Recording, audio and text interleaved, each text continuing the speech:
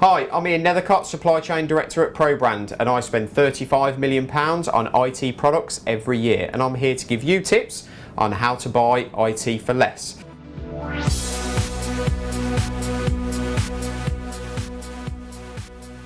So this week, a bit of an interesting one. We're looking at the art of leveraging the IT product lifecycle. So as we know, IT products are very short-lived. Technology moves really quickly. So that means the product life cycle is very short-lived. The typical rule of thumb is, new product comes in from the vendors, comes in at a higher price. And obviously older technology phases out at a much lower price. That's the typical trend that happens in the industry. So the relationship between product life cycle and supply chain plays a really critical role. So this is where I'm going to give you a few ideas from a procurement perspective on how to manage that and a few things to look out for as well. So there are 5 typical stages in the product life cycle, and this is not just IT, by the way. This is exactly the same really for any other industry, but just to pick out those 5 points and really how that relates specifically into this industry. So number 1, product development. So this is really where the vendor has the idea, the product's into manufacturing. Obviously sales are really zero at this point. So it's all the development stage that's occurring there. So then that moves into the second point, which is the introduction. So that's where the product is now introduced into the market, pushes into the supply chain. Profits are very low at this point, but sales are just starting to develop. But obviously there's a lot of investment going on in terms of marketing to introduce that product out there into the wider world. So that's why profits are low, because a lot of investment really has to happen at that point. So then that moves into the growth stage. That's where that upward curve happens. So the growth stage is really where profits are going really well. They're much higher now at this point. The product's attractive and it's going through this nice upward curve.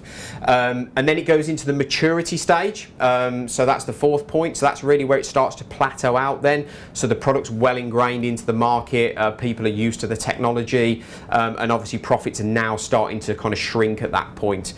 And then obviously that's where then it tails off into the final stage, which is the decline stage. That's where sales are falling, profits are equally falling in line with that as well, because it's kind of getting more older technology at that point, and there's obviously newer technology coming in at the other end. So those are the typical 5 stages. And the more certainly from a procurement perspective, the more you understand about that whole life cycle and those 5 stages, the better chances you have of really buying at the right rates and buying at the right time as well, in terms of what that life cycle is. Okay, so just to cover off now then, so a few hints and tips really in terms of how to get involved with that life cycle and how to manage that a little bit better.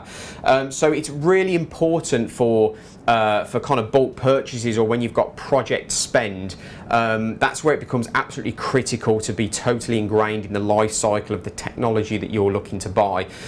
One thing I would say is it's really important to get very close to the vendor. The vendor will share product roadmaps with you, albeit it might be under NDA. That's fine. You sign NDAs with them. They'll share their product roadmaps for their new and old technology.